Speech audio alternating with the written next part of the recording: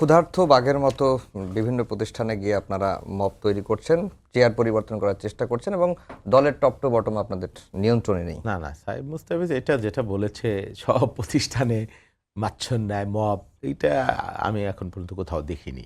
আপনি দেখেছেন কিনা আমি জানি না। বাংলাদেশ ব্যাংকের একটা ঘটনা ঘটেছে, ওখানে বিএনপির লোকরা জড়িত কিনা এটা তদন্তের প্রয়োজন আছে বলে আমরা মনে করছি, বা কারা ভিতরে এটা ঘটাইছে। আর মব মব হইল সাধারণত যেটা মিন করে কাউকে ধরে পুলিশে দেওয়া, নিজে আইন হাতে তুলে নেওয়া, বা কোনো অফিসে কোনো কিছু আদায় করা, এই বিষয়। তাহলে আপনারা বা সেটাকে private নিয়ন্ত্রণ sector। কেন করলেন না? না না, নিয়ন্ত্রণ একটা নতুন গভর্নমেন্ট, একটা বাংলাদেশ ব্যাংকের মতো একটা প্রতিষ্ঠান, একটা সেন্সিটিভ প্রতিষ্ঠান, সেখানে পুলিশ ঢুকবে, কখন ঢুকবে, আদৌ ঢুকবে কিনা।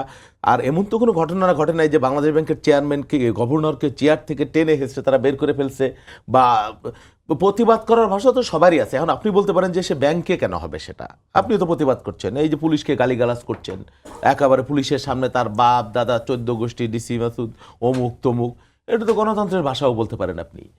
ওখানে তো বাংলাদেশ ব্যাংকের গভর্নরকে কেউ ইচ্ছা মতো কাগজে, সাদা কাগজে কেউ সাইন নেয়নি, বা তাকে ওখান থেকে ধরে বের করেনি, বরং একটা প্রতিবাদ করেছে তারা। হ্যাঁ, ওই প্রতিবাদটা বাংলাদেশ ব্যাংকের ভেতরে বা ব্যাংক নিয়ে এটা না হওয়া বাঞ্ছনীয়, এবং সেটা নিয়ে আমরা অনু করছি না। কিন্তু এখানে বাংলাদেশের সব সাহেব মুস্তাফিজের বলে যে ব্যাঘ্রের মতো ধরতেছে, খাইতেছে, আনতেছে, কোনো আইন নাই, শৃঙ্খলা নাই, মাচ্ছ নেয়। আরে ভাই, একটা সরকার 7 দিন বয়স, যেই দল 17 বছর যাবৎ জুলুম নিপীড়নের শিকার হয়েছে, অনেক মানুষ কাঙ্ক্ষিত, মানে তার অধিকার রক্ষা করতে পারে নাই, তার বাড়ি রক্ষা করতে পারে নাই, ঘর রক্ষা করতে পারে নাই।